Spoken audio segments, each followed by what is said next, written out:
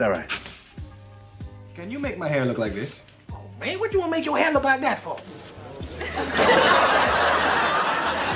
See, that's the problem with y'all today. Y'all don't know nothing. Will you let the man tee you off? You yap worse than 6 barbers.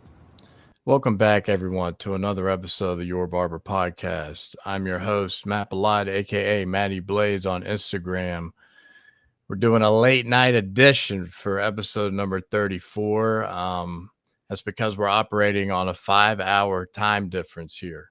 It's because my guest today is hailing all the way from Hilo, Hawaii. You may have seen him on Instagram as Kai_cuts.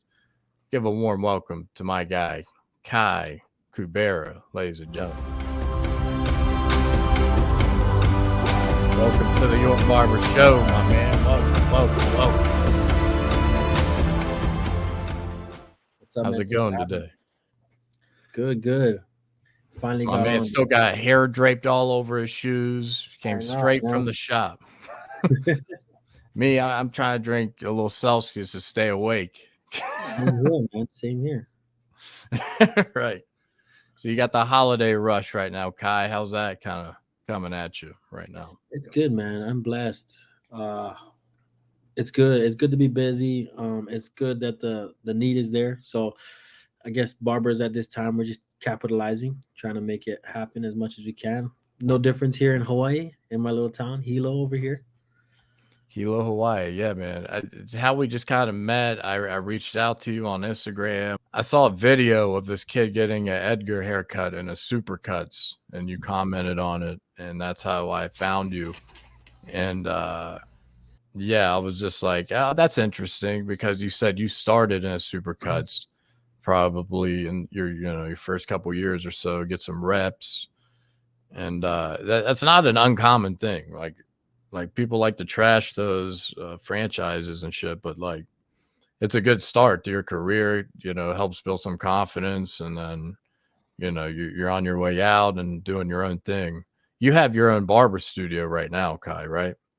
Yeah. I've been in my own barber studio about 1.5 years now, but it's not uncommon for barbers, especially here in the state of Hawaii.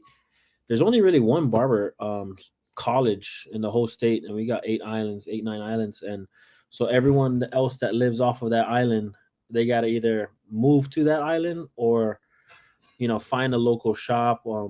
Most times it's the local Supercuts that will allow them to do the apprenticeship there and then get their hours there and get the license that way. So that's how it went down. You went the apprentice route.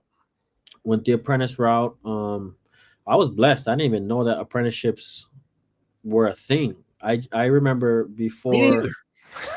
Yeah. I remember leaving a job, and when I first decided to do barbering, I started soliciting myself in my grandma's backyard on social media, and then I had just happened to call the local Supercuts and asked if they hired unlicensed barbers. I didn't know how any of that worked. I just asked them, and they're like, "Yeah, we do apprenticeships," and that's kind of how I found out about it. Applied, they hired me, and that's the route I went. Yeah. So how long did it take? I started in June of 2019. Okay. Got my license in June of 2022. And it took a while only because there was a few moves in there. I lost a bunch of hours within those moves, as far as like my apprenticeship tracking. Oh, you had to like start over? Yeah. I had moved certain locations, and when I had moved and I came back home, I lost like 500 hours. Oh, damn. Yeah. So I kind of restarted and eventually got it. And obviously, COVID wasn't. I was gonna say right in the middle. Yeah. So when we in that corporate kind of style, Supercuts was giving like 4 hours a week. So Damn. 1 day of work, and I was like a half day of work. Yeah. Well, damn, dude, that was a long road, man. I didn't realize it was that amount of time. Like you had to really kind of persevere and, keep it pushing to do that. So before we dive any further, I want to get in my opening segment, and then we'll get to know you a little better, hop into your journey, your Instagram, and everything you're doing out here. But so just an observation. I always kind of do something that like I had a really funny story that happened today, but I'm not going to tell that maybe until a little later. But so I recently, you know, my wife and kid right now are actually on an airplane on their way to Italy to do Christmas over there because, you know, we kind of trade which family we celebrate with. And this year we kind of did an early Christmas at my mom's up north, about a 9-hour drive. And then, so, you know, for real Christmas, we'll be in Italy. So when I was back home, I was doing some shopping in my hometown and I'm kind of looking around and, I don't know if you feel this way. I don't know if you're from a smaller community, but like being from a small town, it kind of like holds back your individuality a little bit. Like you're kind of looking over your shoulder because you know someone you know is going to see something or know something. And you tend to like be a little more guarded to prevent, you know, embarrassment from something. But you know, being in a bigger city, it you know, you're allowed to be an individual, it seems like more. But I find myself always, I don't know if you act like too for someone that isn't familiar with the barber industry, but almost to a point to where I'm like being pretentious in a way. And that is not me. It's not what I want to portray even. And it's just like, what do you do for a living? Oh, I'm a barber. And it's like, oh yeah, like I remember my dad loved his barber. He went every other, you know, week. It was $5 a haircut. And I just like you know what I mean? I just want to be like, I'm not your dad's barber. Like, but like in a way that's not like a dickhead way. Like you know, I want to show that like barbering is an actual career. And so, you know, I might throw some prices around and like it's not what it used to be. And it's just kind of sucks when you're, you know, hanging with some friends and it's like, oh, you still doing the barbering thing? I'm like, dude, this is a bona fide career. Like this is what I love doing on top above and beyond everything else. Like, and I'm doing well, like doing what I love. And, you know, that's my happy place right now, man. And, you know, there's room to grow, but yeah, that's my question to you. I want to get your take on that. Like, if you ever find yourself almost like proving to someone else or like, just like someone that's not familiar with the industry, maybe friends or family, and they just don't get it quite what like being a barber is today. Oh yeah, 100%, 100%. When I would say I was more, I would try and be more pretentious when I first started barbering because Yeah. um, things weren't as busy for me. You know, I didn't have much clientele. I was kind of stepping in the dark when I was getting into barbering. So, I mean, I wasn't really too experienced in the barber world. I remember telling my grandma that I was going to try and pursue barbering, and she said, "Don't do that. Why don't you get a county job or like a state job? They have better benefits, you know." And I said, "Thank you, grandma, but I'm going to try and do this." And I used Yeah. to do that a lot then because I wasn't really as experienced. But now that I got my own studio and things, you know, obviously people who are experienced in the barbering world, a busy barber, you could do some serious numbers, you know, as far as like your income and stuff like that. So, I mean, I think now in my career in barbering, if they don't know, like, they don't need to, you know. And I think Yeah. as far as like if if I'm convinced about it, which I am, no one needs to tell me how good I'm doing, or I don't need to really show anybody how good I'm doing. Yeah. Um, That's I the inner just battle with me. I'm like, some a part of me is like, shut up, Matt. Who cares? Who cares what yeah, they think? Who cares if they don't know? Like, so yeah, that's like the inner battle I always deal with sometimes. I'm like, am I 100%. being pretentious when I say something like that? Like it's weird. But no, going back to your grandma, I get the county job, the benefits, right? Like Yeah, that drives me nuts in today's world. Like people just like will forego their dreams and like their mental health, their day-to-day life over benefits. It's just like what county worker do you know? What postal worker, what FBI government worker do you know that it seems like they're just like super happy with their life? I don't think I've ever seen a postal worker that's happy. Yeah, Like, well, I think entrepreneurship is what barbers do, right? And I think that the yeah, entrepreneurial mindset is so different from the mindset of like someone who may be comfortable in the 9 to 5. I think that's where I think the line is drawn. Like people just don't understand how, like maybe my grandma, she grew up and she had a county job. She was in the state and she did well. She did a long career in that, and that's probably all she knows, right? That and yeah, in her time specifically, but now right. I guess in our age and time, like, oh man, you got barbers, Floodgates are open. yeah, man, for everybody. And I think that mindset is just different. Like people don't, like, if Yeah. they just don't understand our world, Nah. and it's And when fine. it They don't, comes to like parents of any sort, like that, they just want good for you. They just want stability for you. Like that, that's one thing what they want to pass. But like, you know, we gotta like talk and exude taking a leap more, right? yeah, Like people aren't taking leaps, and like it seems like you bust your ass for a company for 20 years, and then like you get laid off. That's it. Like yeah, the company I broke my back for, it didn't work, and now they're laying me off. Now I'm forced to take a leap that I'm not ready for. And sometimes that's like the best thing that can happen to people. yeah, Like in the city where I live, there's all these tech jobs at Google and all that, and they're laying off people in vast amounts. I mean, that's a different level because those severance packages are like, we'll give you 150 grand and you figure it out. And it's like, okay, I'll figure that out. yeah, yeah, But 100%. yeah, it's just like it seems to me like these companies don't care as much about you as you do, like, about them, it seems like. So people just need to leap more. And yeah, that's why I told a postal worker that like literally hit my trash can with her truck. I just want to be like, hey, it's about those benefits, right? Like then you'll be happy. Then you'll be happy. How many more years you got left?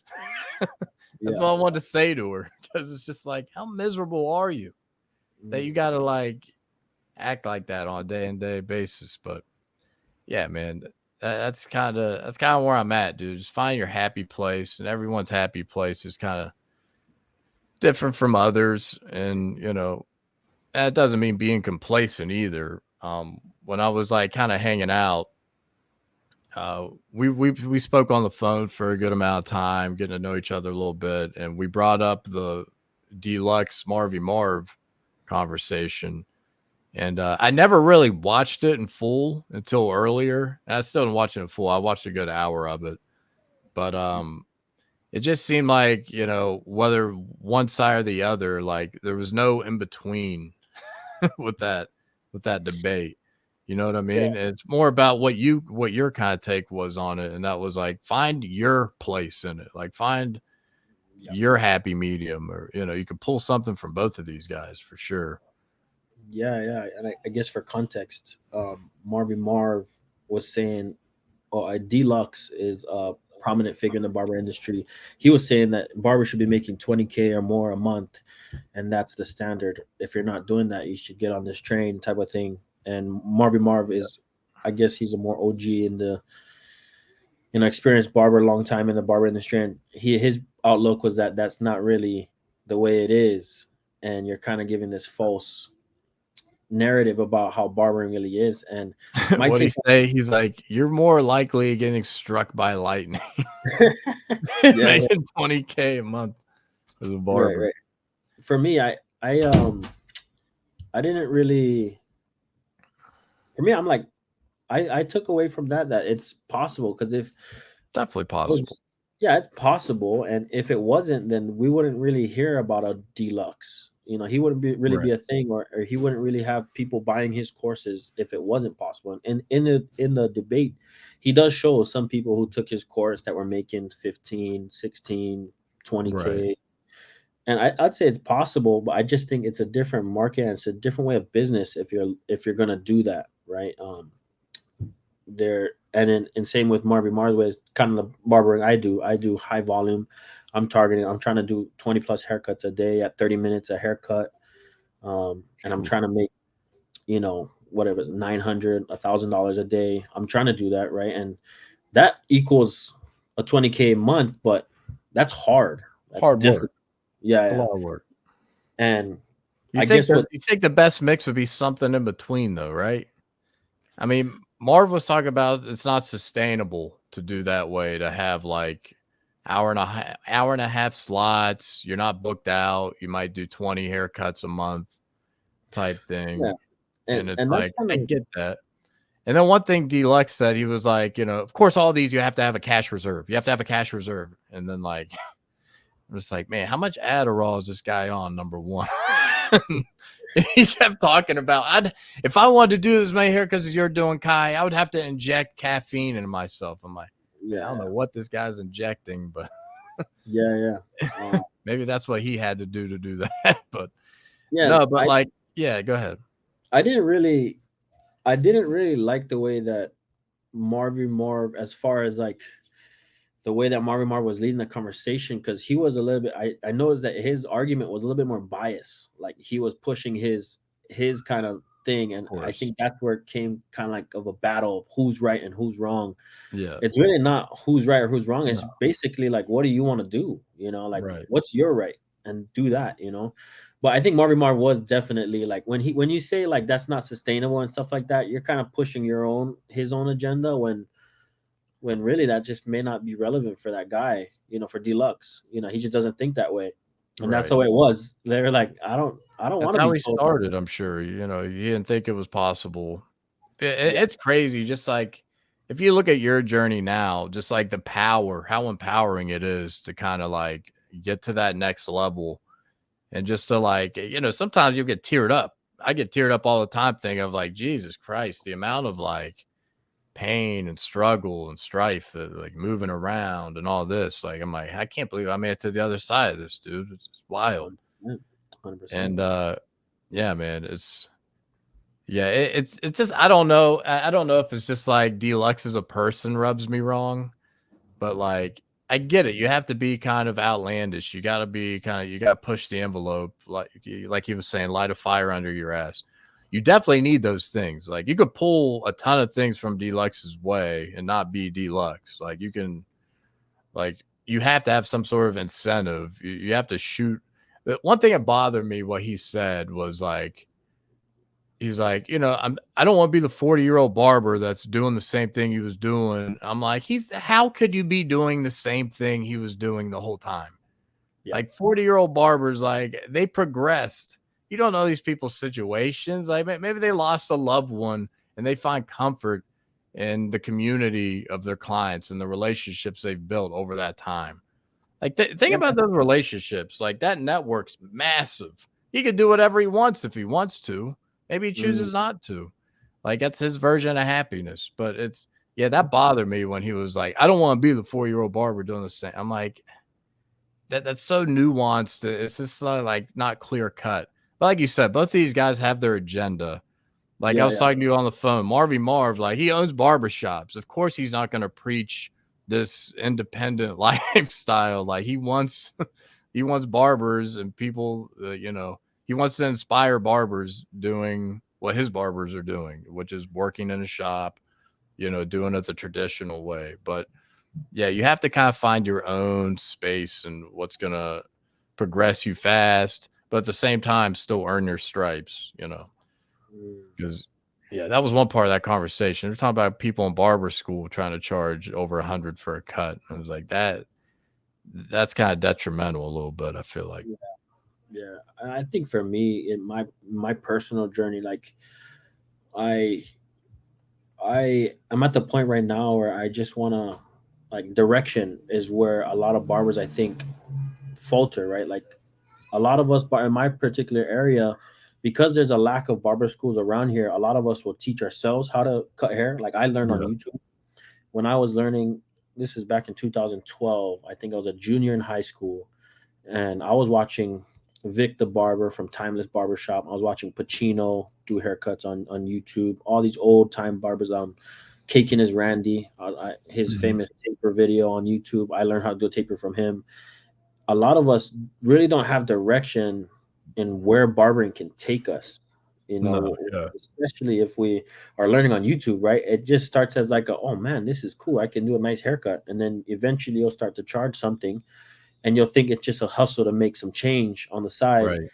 when you're really uninformed that barbering could take you like, Yeah, oh, the whole business side, the whole clientele building side, the whole just like extra avenues you could go down side of it. Like that's something that, it could be it's just like a good coach, say in the NFL, like that there's good motivators, there's good, people that's, give information better than others. And, that'll be that's something cool. Like you're in Chris Bosio's Tomb45 Academy, which we will get to. That's kind of a little teaser. But first, you kind of touched into some of your past. Kai, let's go all the way back at the beginning of your journey. Let's start with where you were born. Number one. yeah, born Big Island of Hawaii, where I'm at right now. I'm still living in my hometown. Hell yeah. Yep, born over here in 1996. I'm 27 years old. 27. Two wives Congrats, and dude. You're the a second youngest barber two, on the pod. two children and a wife. I said two wives and a kid. That was right. I'm glad I talked over that. Oh man. Yeah, dude. I mean that right there, man. That's perseverance. Every day being a father of two is perseverance. I had a question posed for you, like things you've persevered in your life. And I'm like, this guy's persevering every day. Yeah, in some ways, yes, very much so.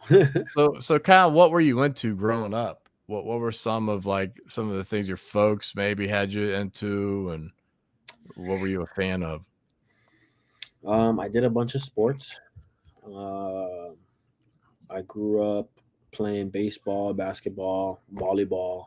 Um, I was a big kid as a young kid, so I didn't really last a long time in any of those sports. Mhm. But later on, I took a liking to like football. I got into football a bit. I got into in high school. I wanted to pursue football as like I wanted to reach a collegiate level playing Mhm. football. I had my like now that I'm in entrepreneurship, I'm looking back at it. In elementary, I had some entrepreneurial tendencies, I guess you could say, as a kid that I didn't Right. really know about until now. Like I used to sell we used to have these things called pogs. I don't know if you've ever heard of that before. Oh yeah, Yeah, but that's old I school. Yeah. old school. Yeah, we used to play a ton in elementary school, and I thought, man, if I could win pogs and sell them, I could make money. So I started Was there bagging. anyone in your life that was kind of a business owner or entrepreneurial like that? That may have. My mom was definitely, but at the time I didn't really know that she was in business. Like she started a bunch of different things. She had an art gallery. She had a meat Nice. processing business. But this is like second grade where I would just get together with my friends. We would play pogs, and I would try and win as much as I could. I would count them in fives, tens, and 25s, bag them, and sell them like that. And I would come home with like $20 or like $23, and at the time, that's rich Wow. for a second Oh grader, yeah. And my parents and my grandparents are like, "Where the heck are you getting all this money from?" Where'd you get this money? Yeah, yeah. And they're concerned a little bit. They thought I was doing Right. something shady. Yeah. But yeah, For I didn't real, realize man. later that I But dude, I naturally bet something from your mother rubbed off on you. It's something you may probably have just probably heard like indirectly, just her with her businesses and her entrepreneurship. So probably. that's interesting.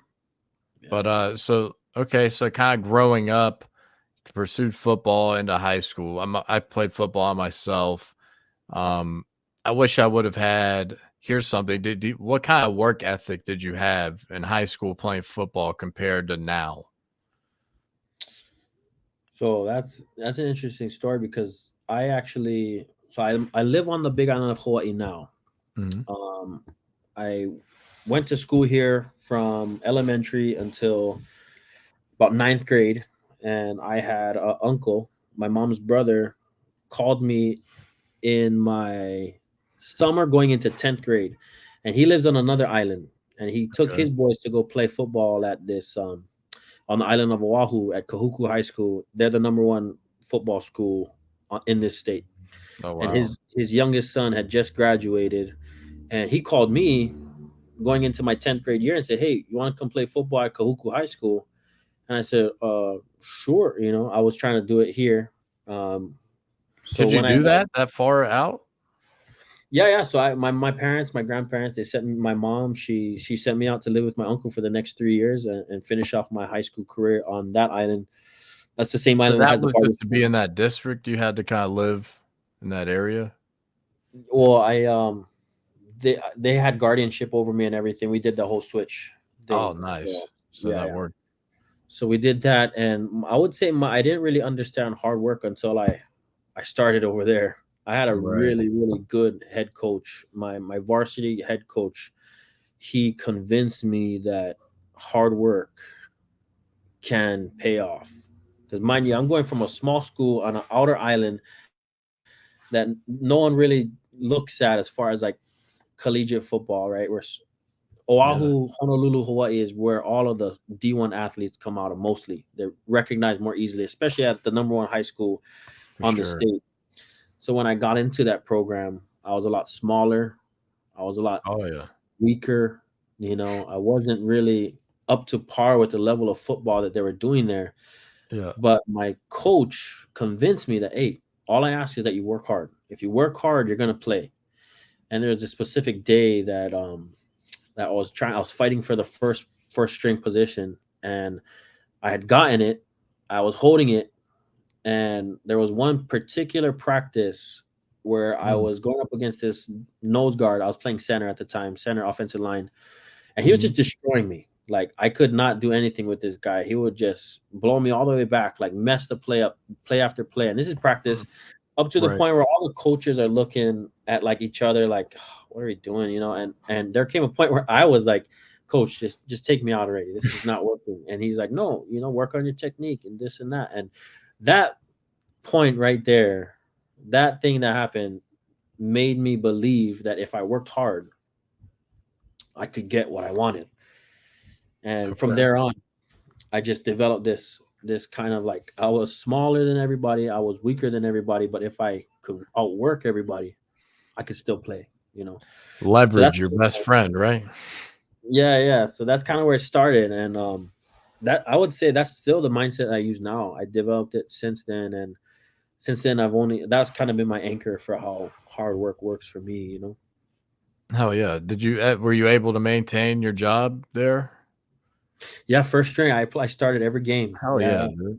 yeah, Good for you, man.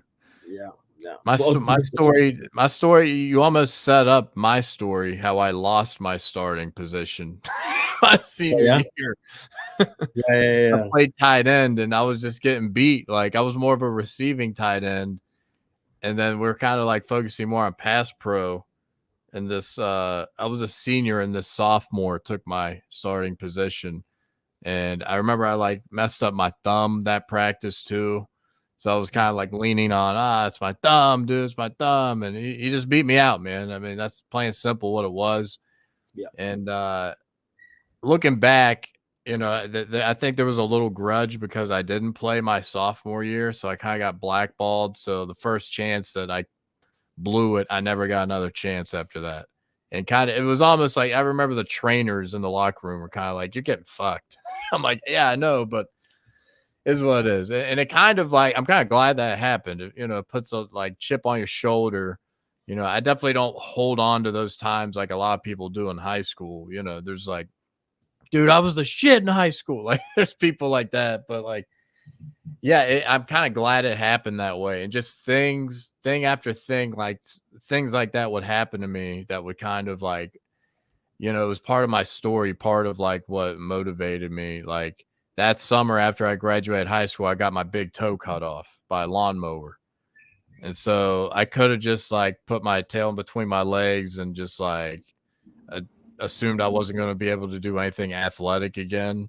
But Mm. after that, dude, there was a little thing called P90X that came out. And I got like the best shape of my life, dude. I did this thing like there was an epiphany. There was something clicked when I was like up that summer with my toe. I was just like, dude, I'm gonna come back stronger than ever from this. And I did. And that I kind of was a late bloomer a lot, like in life like that. But yeah, man, that's cool. So you finished high school. Did you have some scholarships lined up, or kind of what was next in your plans after high school? Yeah, so I ended up graduating. I'm a 2014 graduate. I only had some looks. I never got an actual official offer. I got a bunch of like invitations for games and like questionnaires that colleges would send me, like from Pittsburgh, Hawaii over here, different colleges, but never an offer. So I ended up finishing high school. I came back home to this island for a year, worked, and then I ended up serving a church mission for my church. I did 2 years in Fiji. Oh, no way. Yeah, What'd you do for work? Was it just work with the church prior to that, or? No, it's not really like work. It's kind of No, like I mean, you said I worked for a year. What'd you do for that kind of work? Yeah. So I did. I worked as a bus boy for a little bit on weekends, and weekdays I would help one of my friends who had a local cotton candy business, and I would make the cotton candies. Yeah. I'll just stay in this room and literally pump out like tubs and tubs and tubs of cotton candy and fulfill her order. Didn't those jobs teach you something about at least what you didn't want to do? Or just like, like I was a dishwasher, dude. My very first job at the food court at the mall. Like that was my first job. And I was just like, man, like this kind of taught me some things. Like it, you know, just every step of the way of every like little job you had, it just kind of makes part of you, you know, makes you what you are today. So you're in Fiji for all that time. So what was like coming back after doing the work with the church? Yeah, it was good because that was kind of like I had a mentor in Fiji who had experience in business, and I just realized I was very intrigued with the way that he would communicate and the way that he would operate. He was one to never waste a word. What he wanted was if he wanted something, like he would make sure that he would communicate in a way that would get what he wanted. It was very strategic in the way that he would do things. Never like he wouldn't try and trick people and all. It's just the way that he would communicate. It's just the odds of him not getting what he wanted was low because he was just so efficient in his communication and in his work that he was just a really good operator in whatever we were doing. And he had many successful businesses that made me have enough interest to come home and be interested about it. But I ended up going to college after that for 2 semesters. My first semester, went back on to to Oahu. I went to BYU Hawaii, on the north shore of Oahu. I did 2 semesters there. Worked a job. And then by my second semester is when I started charging for haircuts. And I had like at the dorm or at the crib? In the dorm. Yeah. In the dorms, I started I'm like, man, I know how to cut hair. I should start making some side cash for college fun stuff, like going to Taco Bell or whatever late at night, you know? Yeah. So like, where did the knack for holding a clipper in your hand come from? Like how'd that kind of start? It went all the way back to like 8th grade. I remember seeing this poster of this guy with a really clean edge up, and this is back where like ice pick sideburns were a thing. Yeah. I remember seeing his clean C cup, nice. I love that same shit, my man. I was like, dude, how do you get a sideburn like that? What do you use? Yeah. So I remember seeing a picture like that. For some reason, I'm like, dang, I think I can do that on my own. So I ended up buying some clippers from Walmart, and I started practicing on myself. Back then, it was just like a number 1 all around. But when I first did it, I could only do the top and the sides, and I would ask my mom to like finish it up in the back. And I would have to wait till she felt like it because she was a single mom and she worked. So if she didn't want to do it, she would just tell me no, and I'd have to hope that she'd be willing to do it before I go to school the next day. And then I would try and do my sideburns with just like the razor. Yeah. Dude, how many So, times you cut yourself up? Like, oof. dude, my lineup would be like all the way back here, man. Like, and like people would look at me like, what in the world is going on? At the time, I thought it was the fireest thing I've ever done. Right. And it's I all remember rounded. like I've always haven't been blessed with a great hairline, right? And I remember getting haircuts and just like trying to even the middle with like the rest of what I had. It was just like, man, like there wasn't like that lingo back then in like 08. It was like, push yourself back, dude. It was like, I thought it was like, this looks all right. Yeah, so I did That's that. funny. I was cutting my hair for a while until I just started asking my friends, like, "Hey, let me cut your hair." I would see people and like I would kind of envision a haircut. You know, as barbers will look and say, "Oh man, I could cut that guy's hair." You know, Yeah. We always look I at just people keep with a different lens. You know, you're yeah, watching something on TV, you're like, man, what's this guy doing with his hair? yeah, When yeah, are they yeah, going to get the right people working on the right people's hairs in the movies? 100%, and 100%, yeah. But And I just started doing that until high school, and then until after high school, and into cutting in the dorm. college. Yeah, Dude, there's so many people that like started cutting hair in the dorm. I've probably had like 4 to 6 guests at least that like to start cutting in the dorm, getting a name out there for myself. Like that happens often. It's crazy. yeah. That's what's so cool about like getting together with all you guys. Just like some of the things that resonate with the other barbers and things. So continuing on, so you're cutting in the dorms.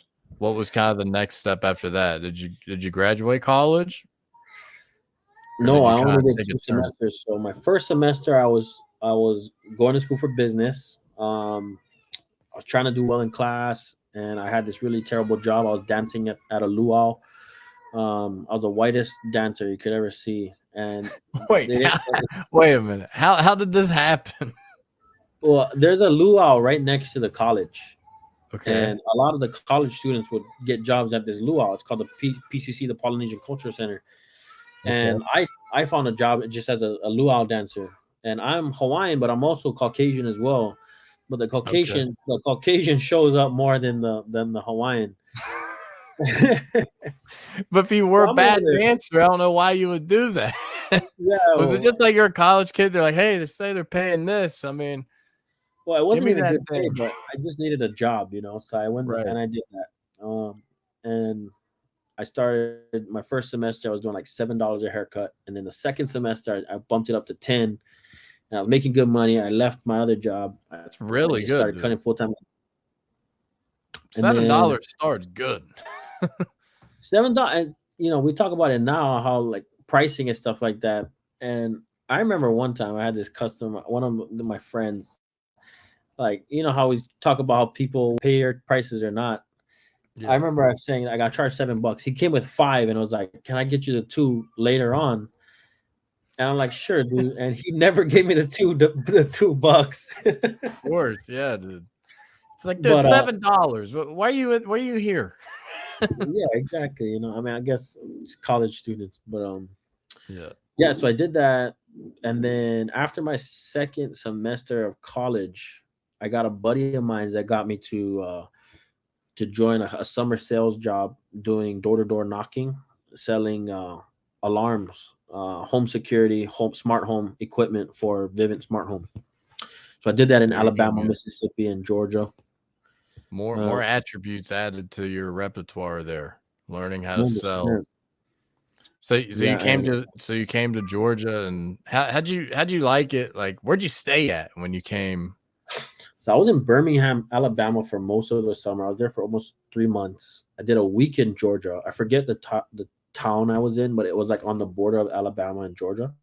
Okay, It was yeah. still in Georgia, but it wasn't like I forget. It was small. It was only a week, and then I did about a month in Laurel, Mississippi, and it was different, super different Yeah. from what I'm used to. Oh, yeah. I'm used to the island living over here, and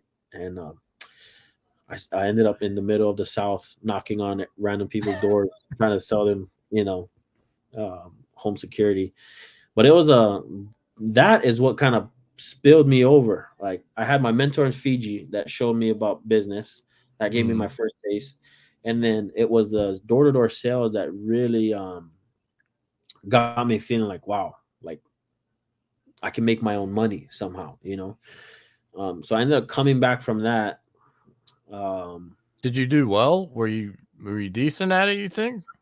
I was terrible for like the first 3 months, and like my last month, I started selling. I made like 4K in like a week, and I'm like, holy Oh, moly, geez. this is really good. Like, but it took me a long time. Yeah, that learning curve was really tough. But I ended up getting good at it. You know, product knowledge and communication, and learning to to watch for body language and don't say Yeah. certain things. You know, It's confidence too was big. It's like confidence. at the beginning, dude, I'm sure like whatever you're bad at, you're bound to get better the more you do it. Like I 100%. remember my first time doing this podcast. I mean, it was just unedited, uncut. Yeah, And yeah, I'm yeah. stumbling around. I'm calling my guest the host. I'm the guest. Like I was all over the map. Dude. I was all over the place. I was like, let me Yeah, introduce my host or my guest. Jesus. yeah, yeah. But Um, yeah, man, yeah, yeah. You so- paid your dues there. yeah, yeah, definitely. It was grueling, but learned to be confident. Came home, met my wife. We started dating. That's kind of what sealed the deal for like not going back to college, because my wife is. I grew up with her over here. We were classmates in second grade until fifth grade. So I knew her since really young.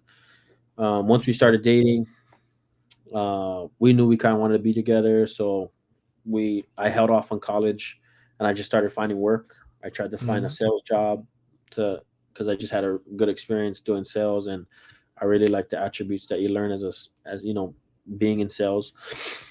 But no sales job would hire me over here, so I ended up just doing labor job again, just going right back into the labor jobs. I was working in a warehouse that only lasted like a week. I started doing traffic management, holding like the slow and stop signs on the road. That That lasted could be like, a good gig. yeah. I I mean, know my here, first, like some of these people are getting paid like $30 an hour to hold a sign if you're like union or whatever. Like, yep, that's right. wow. You know, my first day on the job, I literally sat in the truck the whole day because the local electric company hired us to be with them on the roads working on the poles, the power poles, but they never ended up leaving. They had like a training or something on base. So we just sat in the truck the whole time. Like, oh man, I think I can get used to this. You know? Right. But doing that like multiple times a day, eventually it got old. And I'm like, dang, I could do something way better than just sitting here scrolling on my Yeah. phone. So I ended up leaving that, and then I started pumping septic tanks, and Man. cesspools and stuff like that for $15 an hour. That didn't work out. That lasted like a month, and that was the kind of the job that pushed me into the barbering. Yeah, started my Instagram page. So you finally got into it. So Finally, yeah.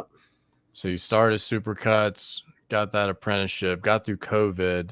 You had to have kid sometime during that point too, right? Yeah, yeah. I had my son in 2020, October of 2020. Yeah, Nice. Oh yeah, yeah. man, that was right. Well, we made it through probably the worst part of COVID, I guess. But Yeah, yeah. We were well into it, but there was a bunch of, it's like a blur, all the oh masks. yeah, dude. So that adds a little more motivation and kind of softens you up a little bit, makes you realize what's more important. And so yeah, so once you were what was kind of the steps of you like leaving Supercuts? What was kind of like you just got your license and you were gone, or did you kind of ease your way out?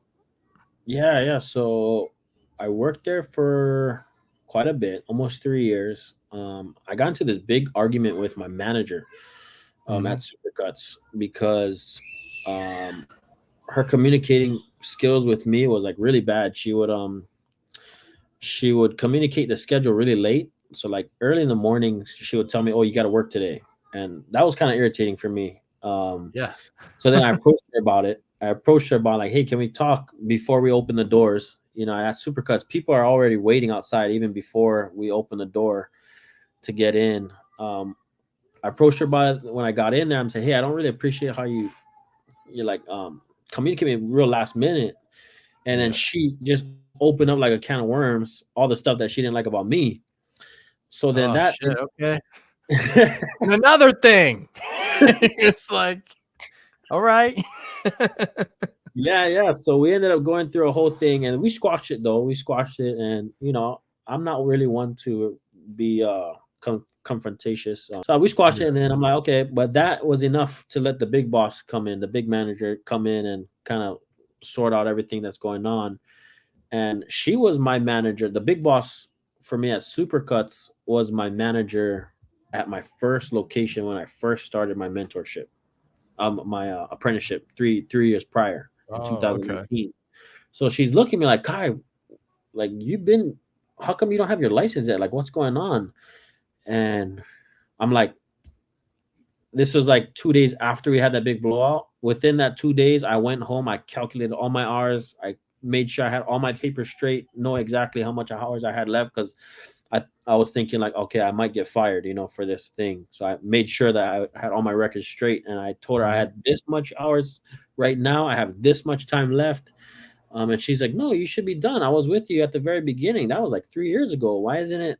And I told her that I lost my hours when I moved from that first location.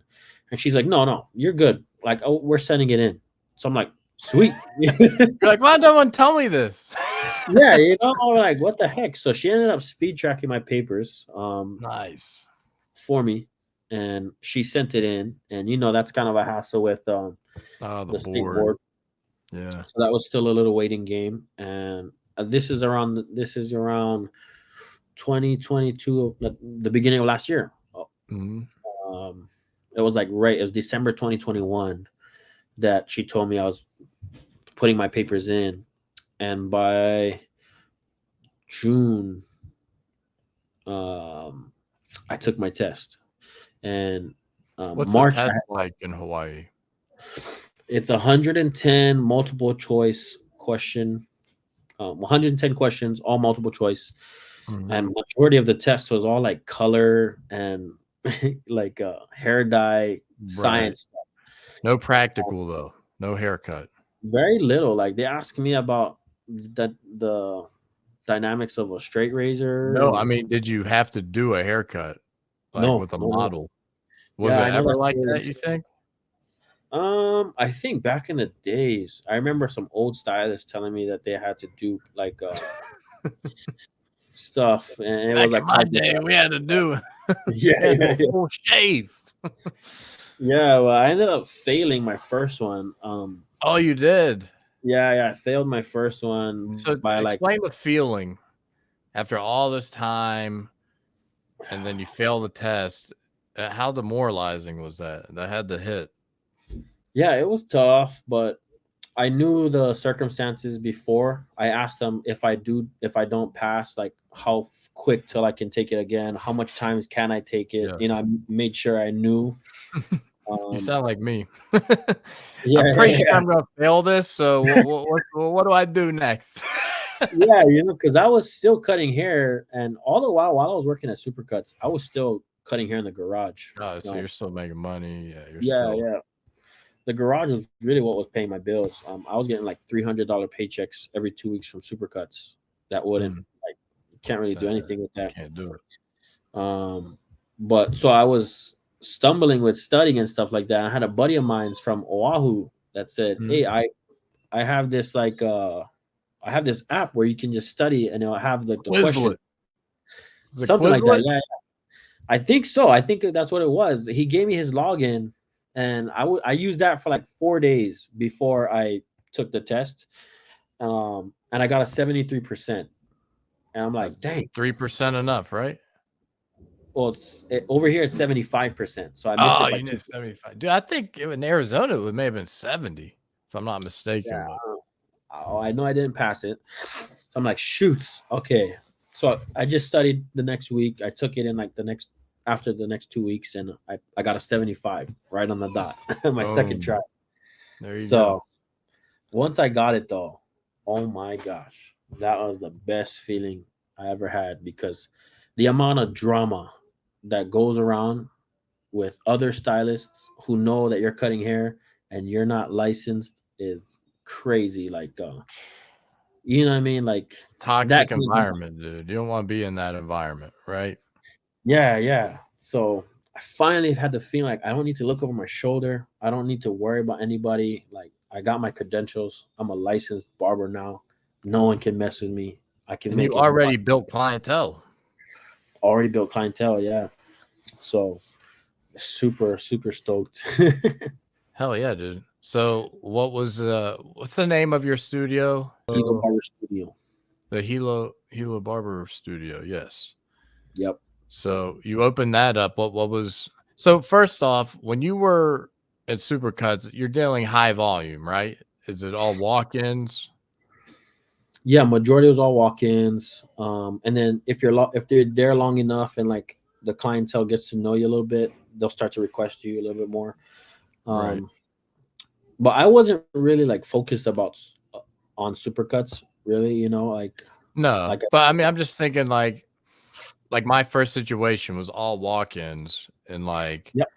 You're kind of thrown into the lions and you're just boom, boom, boom, getting through it. And I feel like I wouldn't have had it any other way looking back because it kind of built up a tolerance to at least physically, you could take that on and handle that, whether, yeah. you plan to adjust your situation, but like, it's good to go through that. I feel like, you know what I mean? Yeah. Especially in a team environment too, even though it didn't seem like it was too much team players, but it's good to kind of go through that in case if you ever have to be in that situation ever again. Yeah. Well, the biggest thing I took away from working at a corporation style environment like Supercuts was the customer service. Like Yeah, you don't get to control sure. who walks through that door, and typically I'm a barber. I do fades. I like the burst fades, the skin tapers. I like that. That's what I learned. And in Supercuts, people aren't really looking for that. They're looking for like short and spiky, two on the sides, short and You on the spiky, side, yeah. that kind of thing. So I mean, it was nice because I would do those haircuts in like 10, 15 minutes. But Right. and then also like if you're working at Supercuts, they expect you to do women as well, like women hair. So I had to learn how to do like straight cuts. I had to learn how to do layered haircuts, pixies, and stuff like that. Wow, yeah. I learned how to handle crazy situations, man. Yeah, dude, you get put with kids. Think about how many kids you cut, dude. That right there is earning your stripes. Yeah, yeah. Learning how to communicate, managing expectation.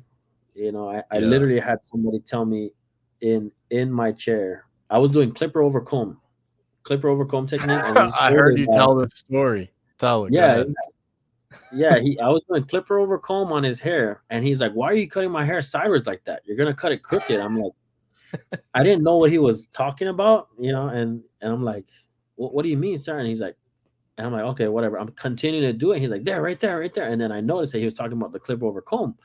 I'm like, oh no, sorry, this is just a technique.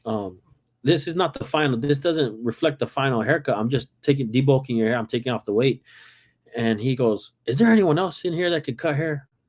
And I'm like, I can cut hair. And he goes, well, if you're not going to be teachable, you can't really learn anything. And I'm like, in my head, I'm like, all of a sudden, this guy's a professional hairstylist. But, Yeah. but I'm like, okay, maybe my coworker can help you. So I take off the cape. I let him sit in my coworker's chair, and my coworker starts doing the same thing. And he's like, kind of sideways too. Yeah. But you just go through weird experiences like that where you start to really realize, just like any other customer serve, like a waiter, waitress, you come across clients who are just out of this world, but for sure you get to learn how to deal with that. And I think that was the most valuable thing I got from working at a place like that. Just learning that some people just can't help certain people. Yeah, it doesn't reflect your own work. It doesn't reflect you and your value. Some people just don't understand.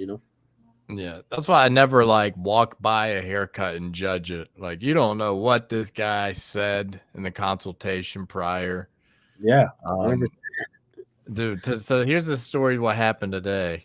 So we have assistants to check in our clients, and sometimes our clients hop around different chairs, just whoever's available first, right? That can be problematic when they think you're their barber and they may have let someone else cut their hair. So you don't think that's your guy. You know what I mean? You're kind of like, I've cut him before, but I mean, it's whatever. And so it's hard to recognize everybody too. And so like I'm cutting hair and I'm kind of falling a little behind. I'm with a first time client that couldn't wait to trash every single hairstylist or barber he's went to prior. So I'm making sure everything's right. And I'm like, and he's like, well, what do you notice? I'm like, I don't like to trash other people's work, but I could see that they left your bangs like super long and cut like your back bangs and everything like in the middle of your hair shorter. So, things like that. But so I'm finishing up this client. I got him laid back. I'm like zipping through his like shave on his neck. And my guy Miguel next to me is cutting this guy. And just like, we're right beside each other. So I hear them kind of talking a little bit. And, he's the typical, like, waits 4 months to get a haircut. It's split right down the middle, long, hanging over his ears. Just the scenario we hate seeing as barbers. I always call it that Steve Irwin haircut.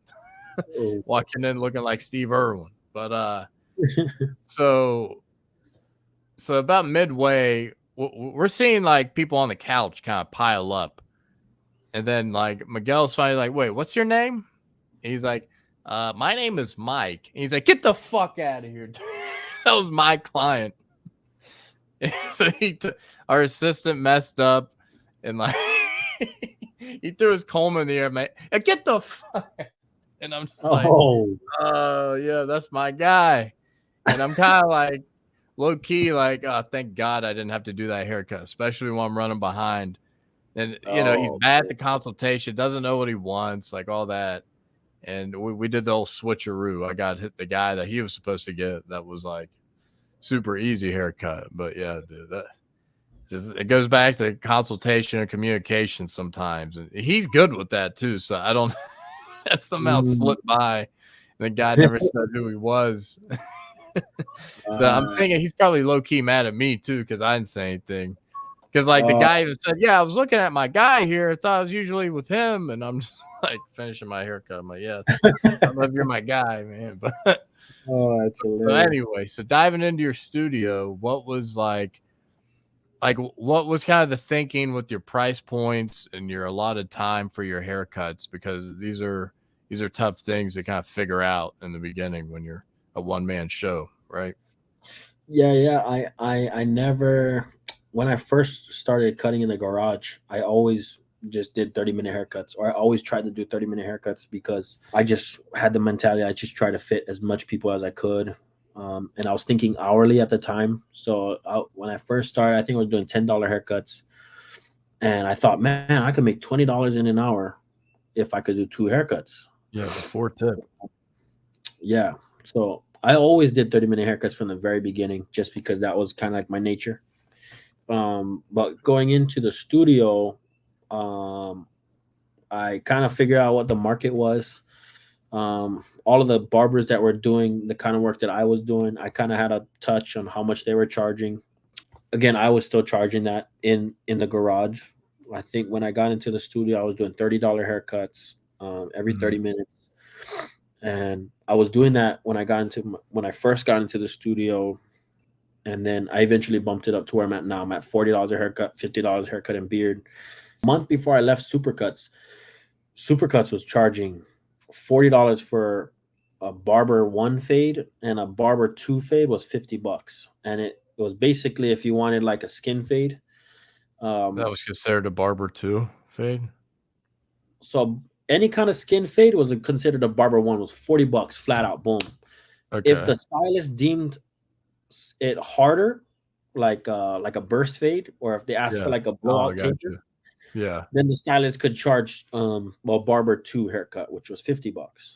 And when I seen that, I was like, what the heck? I was thinking about that before we went on, dude. I was like, that's a good barometer. It was like, dude, are these places that are considered trash, that everyone likes to consider trash, just charging what they're charging? Like, why not me? Right. And I was like, sheesh, if they're charging this much, I should start thinking about my stuff. And then when I started seeing customers find out about the pricing, and then most of them be like, yeah, it's fine. But like, Yeah. what in the world? Like, they're leaving the fade with the lines in them, and they're like stoked. You know, I'm like, okay, Yeah. $50, $50. So I kind of went in with that kind of and then obviously when I bumped from 30 to 40, I was really booked. I was really busy. And I was fitting people in like crazy. Yeah. So then Squeezing them. I started to figure out that I need to up my prices. The demand was there, so I upped my Oh, man. prices. And then that gave me some space. So that's where I'm at now. I'm Still a on 30-minute haircuts though? still 30-minute haircuts. Yeah. That's nice, dude. That I mean, that was an adjustment for me. Well, because I was used to kind of, I think I started off just however long it took in that first shop. The second shop I worked at in a different state, I kind of got to just do whatever I wanted. You know, I was in a salon. There was no barbers in there. It was just hairstylists. And so I kind of got to set my own prices, choose my own allotted time and style. And, you know, it kind of made me, even if there was someone I could have finished in 30 minutes, like I was still taking longer. And so that kind of was like a turning point in my confidence. Like it was a good, you know, it was a good thing to build content, even like content. Like a lot of these barbers aren't making this content in 30-minute haircuts, right? Like, you know, sometimes I make content on that last haircut of the day when I can make, you know, spend a little more time or, you know, mark off a little more time for a certain individual I want to make content with. Yep. But let's talk about that a little bit. Like content, like how important do you think it is in your studio life and everything right now? Yeah, I think it's super important because that's kind of where a large portion of my clientele comes from is social media. My social media Yeah. outlet on specifically on Instagram. That's kind of where I show people like my personality. I show people my work, obviously. There Um, he is. yeah, yeah. There you go, Kai_cuts, man. That's me. But yeah. So uh, I've been doing I've been trying to like experiment all kind of different ways of content creation. But I think it's super important. A lot of my audience can see like what kind of services I offer, and if they like it, then they're gonna DM me, and I just direct them to the book now, and then they show up, and I start cutting. Absolutely, man. Yeah, I've been digging your content. Like, oh, here's the video that we were referring to right here of the gentleman getting the Edgar haircut. Real quick. Anthony, holding back tears.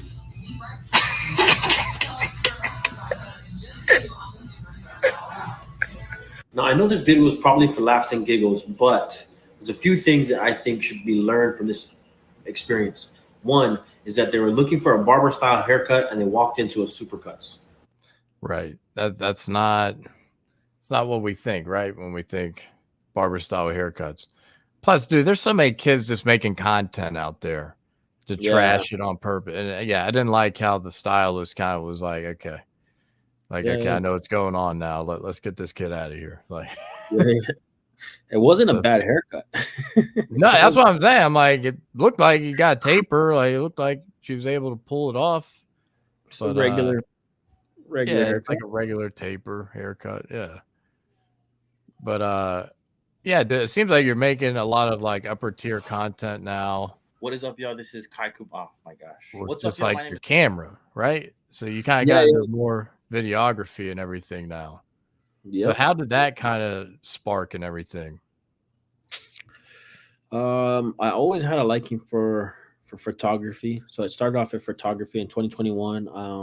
My wife and I, we just invested in some heavy duty camera gear, some professional camera gear.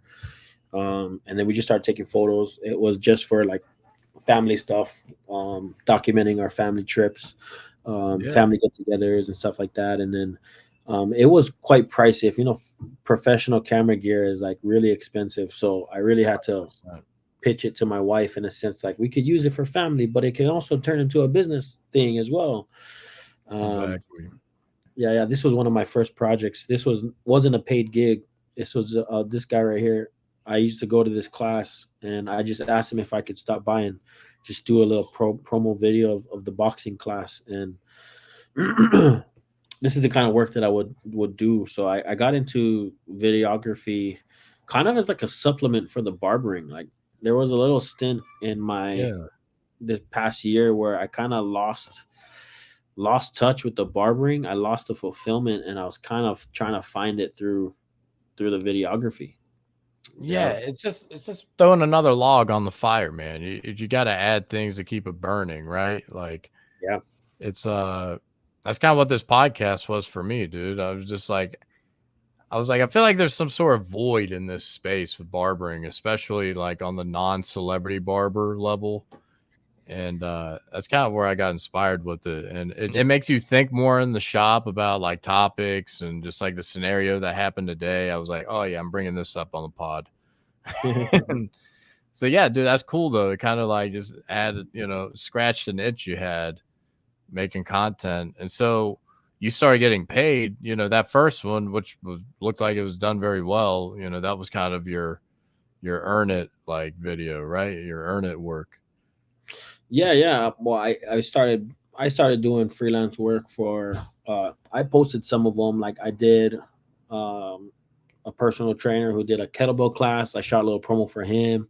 Nice. There was another athletic trainer, that woman right there. I did one for hers. She had her own little fitness studio that she wanted to promote herself with, so I ended up helping her. I shot an alarm company. I did a promo video for them, a bunch of different things. I did even a funeral. I shot a family funeral. Oh wow. Did a bunch of different things, and then I started to realize like I was in the beginning stages of videography, like I was in the beginning stages of barbering, and I just didn't like the feeling.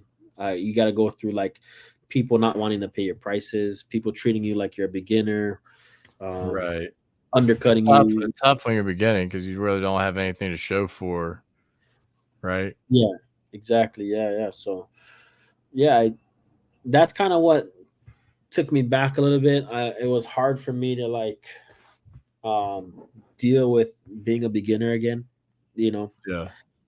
or at least being treated like a beginner. Because I mean, I've been doing video work for these last 2 years, and only this year I was trying to do it as a business. But a lot of people just seen that I'm starting out with videoing, so like, oh, he's probably a cheap price, Yeah. Yeah, but I mean, at least you could get in the ground floor on someone that, might be interested on that. And that's cool, man. You're getting into that. No, yeah. So I did that. And then I ended up pushing the brakes a little bit because I realized it was taking away from my barbering. Like my regular schedule when I was going into the videography was Monday through Friday, 10 a.m. to 7 p.m. And I would try and fit in the video gigs in between. And then I started to pick up the video gigs, and I started to like set the haircuts aside and say, oh, I'm going to do the video instead. And then that's when I kind of realized like I'm neglecting your bread and butter. Yeah, exactly. And then from there, I made the switch. I said, you know what, maybe videography isn't the thing for me right now. I'm not willing to put in the amount of work that is needed to build that up. Because I already have a ship sailing. I was trying to build a ship when I already had a ship sailing fairly well too.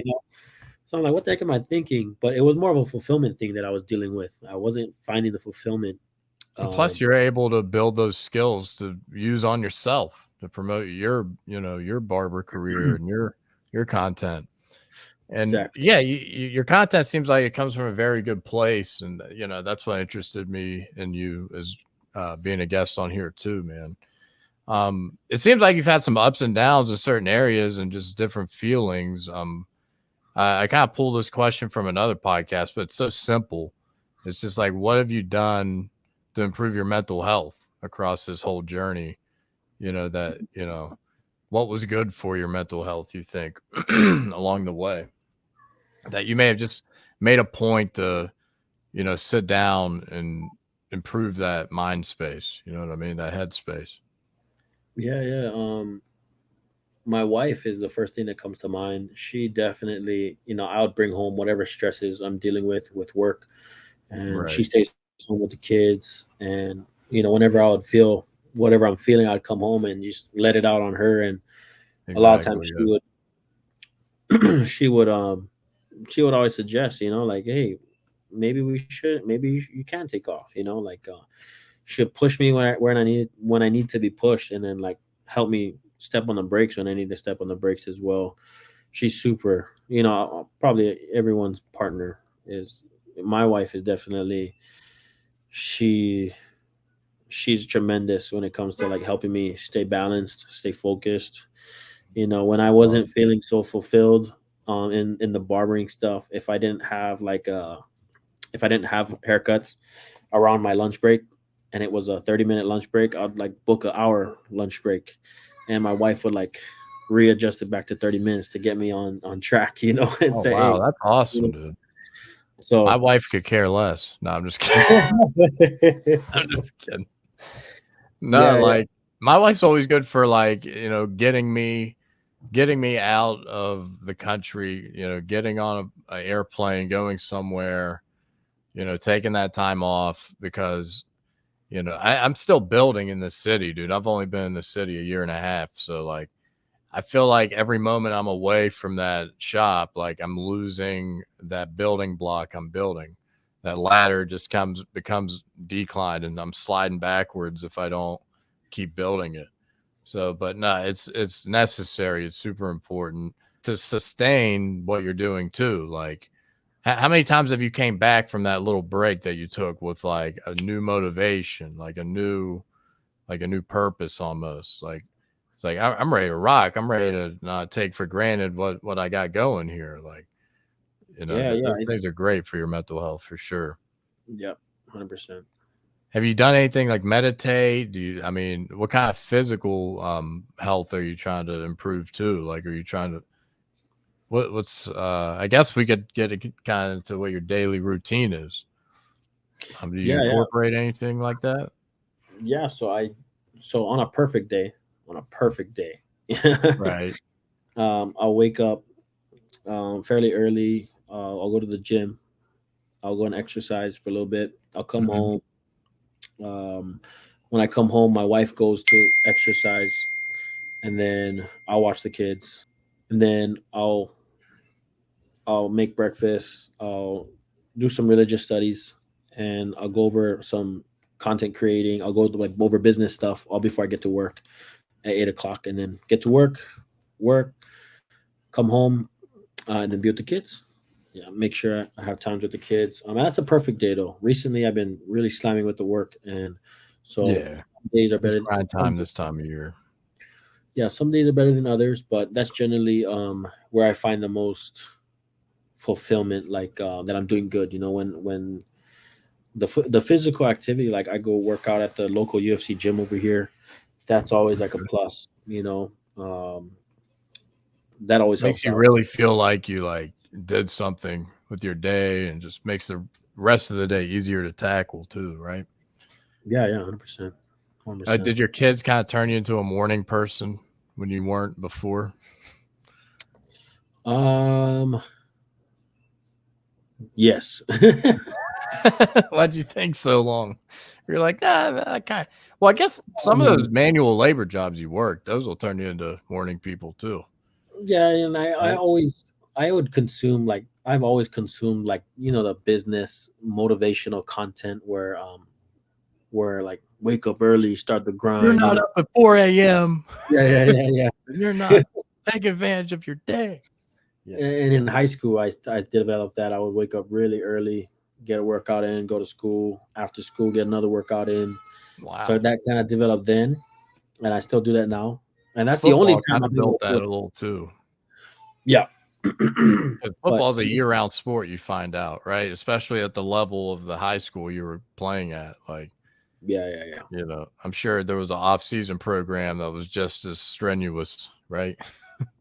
Well, I mean, in that community, it's super different, man. Like the parents over there, they're wanting their kids to excel, so they're training at like 8 years old already. You know what I mean? I'm Like, gonna say everyone's dad's like Tiger Woods' dad. Like there's like yeah, 2 years old. Let's get a helmet on.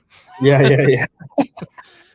But Exactly. so I'm gonna dive into a couple quick fire questions, and we'll close out, my man. Yeah. Appreciate you, and we'll get into the Tomb45 Academy. We'll kind of close out with that. So, some bones to pick in the industry. What are some bones you got to pick here?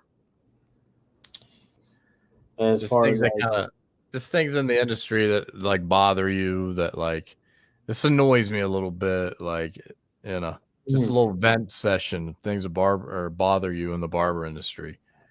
I think the biggest one that I'm realizing now is that like barbering, and there's Jordan Perez. He's also in the Tomb45 Academy. He's like the 6-figure barber on Instagram. I don't know if you've ever come across him before, but he did like 6 figures in his first year of barbering right out of barber school. He did a content on this, and he was talking about how barbering has a natural low standard to it as far as like people. This goes back to my opening site. Well, I was talking about the pretentious and the how people, the perception of barbering, basically. Right. Yeah. And I would say a lot of people take it in a wrong way when you're starting to try and show like there's that hip hoppy kind of barbery vibe that people get where it's like everyone thinks you're a thug or something if you're a barber. Yeah. Right? So that could kind of bother me because I mean that's a real thing in the barber industry where people are not really punctual. They don't really care. Yeah. It's like they're on my time. They're in my world. They do what I want to do, type of thing. Yeah. That kind of irks me because that gives like a bad influence. How about the barber? It's on his phone the whole time doing a haircut. Yeah. Especially it's about like nothing important. Right. Or you smell. So yeah, I told him the other day. I said, lock me in Vegas 3.5. Yeah. So that's a big one for me. Just false expectation. There's a lot of people doing it. When I joined the mentorship, holy moly, cheese Louise, it's like so different when you're around barbers that are trying to do it, like for real. The next level, yeah. I'll say that's the biggest thing though, because barbering is a lot more to just making a few bucks, making cash. Right. That's what almost attracts us in the beginning sometimes. That wad of cash you see your barber has, and you're like, whoa, what? You're doing this. You're hanging out, wearing sneakers. You get to listen to what music you want. Like, you could hang with the fellas all day, BS about whatever. Like, where do I sign up? But it's definitely more than that. But that's what just people see from the outside sometimes. And, this Tomb45 Academy is teaching you plenty more than just those things, of course. So let's dive into this. So what kind of opened the door for you to subscribing to Chris Bosio's Academy here? Yeah, it falls back to where I was feeling like the less fulfillment from my barbering. I just lacked direction, but I really wanted to figure out what happens after barbering, Right. And my goal was not to be cutting hair behind the chair in 5 years. And I realized the stuff that I was doing wouldn't allow me to do that. And I was kind of frustrated by that. I'm like, dang, my reality is I'll probably be cutting for a long time. How do I get out of this rat race? Because like for me, I'm making well over $10,000 a month, but yet there's times where I still feel like I'm struggling. And I'm like, how do you feel like that? Well, my saving capabilities, my spending habits, all of that was out of whack, Yeah, learning how to budget's a massive thing. Learning how to budget, all of that. So when I came across, it was Marvy Marv's pod with Chris Bosio. And Chris Bosio was saying everything that I needed to hear as far as what I was thinking about. So then it took me right back to his page. I did more research on the mentorship. Paid the hefty price. I paid $2,500 for it. once I got in there, oh my gosh, like it's been a really good investment as far as being around a community of barbers who are trying to do exactly what I'm trying to do. Really put in the work, really put in the think about what happens after barbering, like what barbering can give you more than just cutting hair. Getting into real estate, investing, making sure you know how to save, all that kind of nitty gritty stuff that we don't really talk about. Have you started a retirement account yet? Yeah, Roth IRA. Got Perfect. that going. Got the taxes up front. Yeah. You don't have to pay them later. He initially is the one that got me into thinking about an accountant. In my space specifically, I think a lot of barbers are still in the garage. They're still doing cash only, trying to get away from the taxes. But Chris Bossy, you got to pay the taxes. I was looking at his live earlier, and he was talking about something the IRS is doing. It's making it a lot more difficult for people. I don't know exactly what it is, but IRS is like done playing games, basically, is what he's saying. Yeah.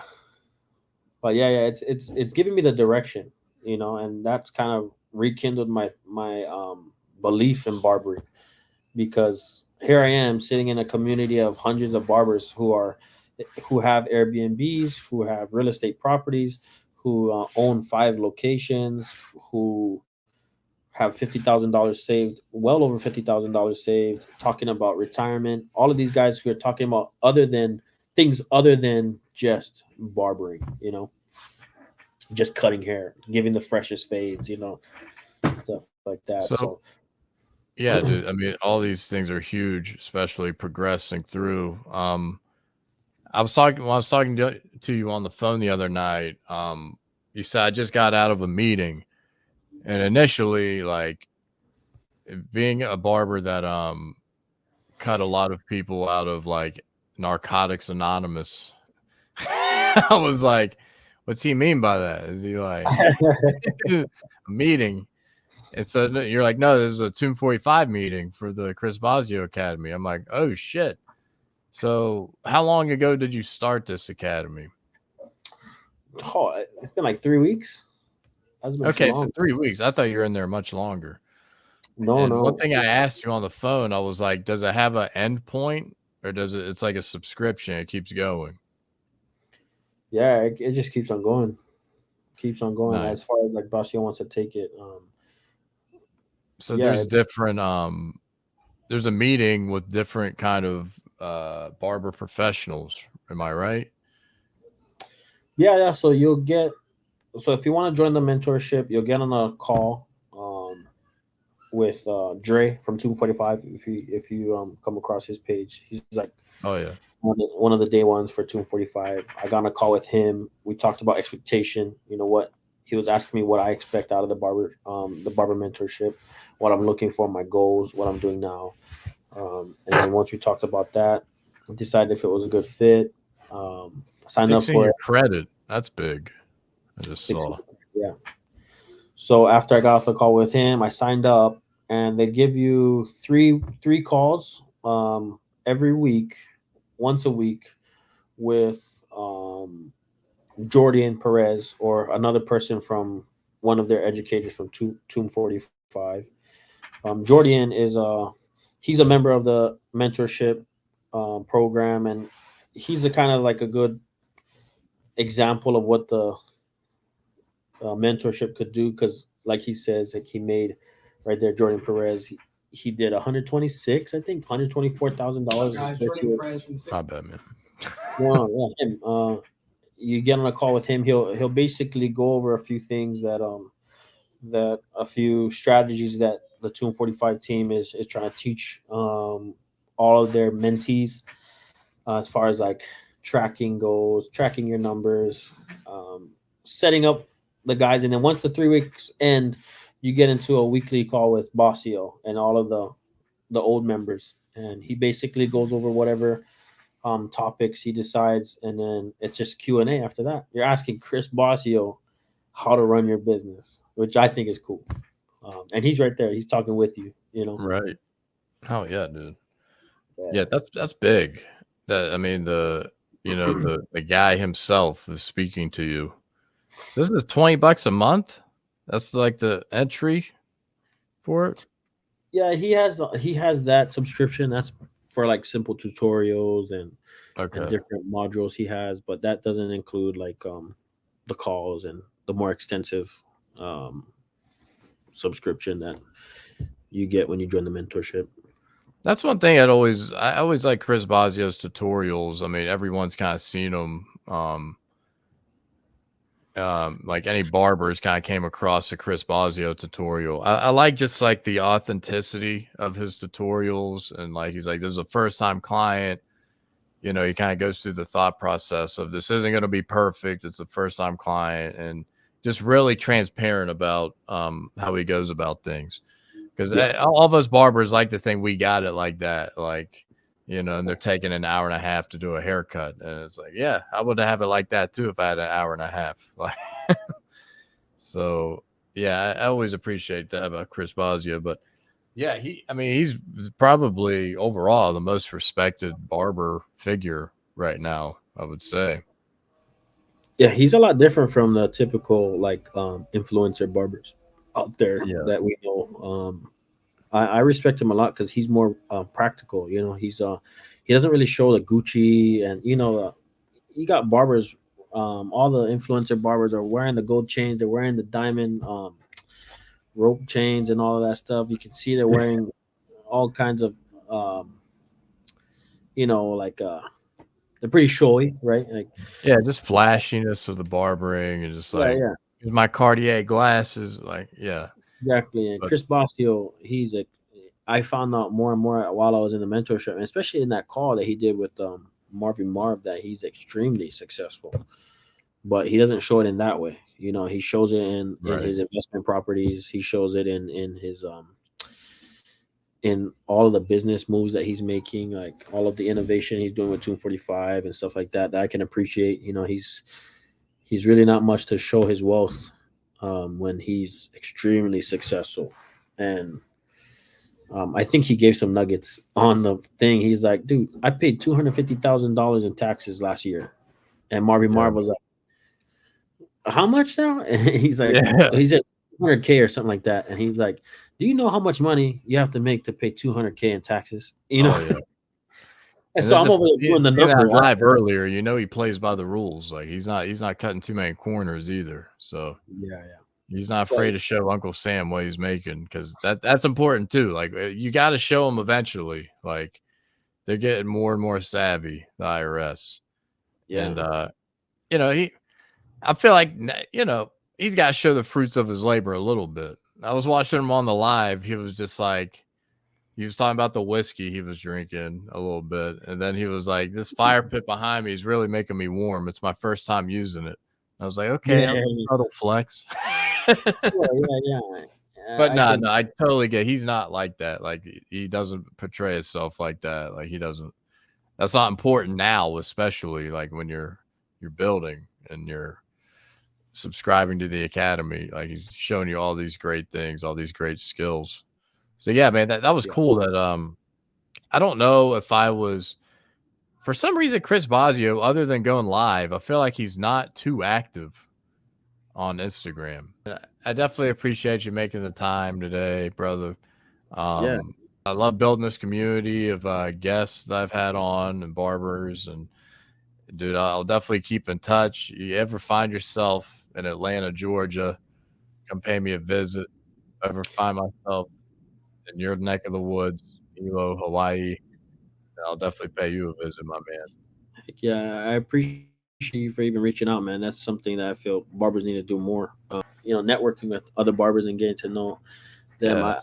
Everybody wants to share their story, and when you asked me to hop on, I was like, heck yeah, let's do it. And I appreciate that. A lot of barbers are like Batman, right? Like if they're doing good, like they want to do good in their own little corner, Yeah. But that's a good barometer. Sometimes someone's busy when you don't see them posting that much, but sometimes there's no excuse to not post, right? You can always post something in terms of content creation. But yeah, man, it's all love. You know, it's no competition. It's all about sharing our knowledge and, you know, just giving the most free game we can give, you know, sometimes. And that's important too. So, all right, Kai, man, thanks for making the time tonight. I'll let you get back to your family. Keep pushing through this busy holiday season, man. I guarantee you're getting pounded on. Thank you, brother. Thank you very much. And have a happy new year. And stay in touch, brother. Thank you, brother. Take care. Take care, Keep in man. touch, bro. Absolutely.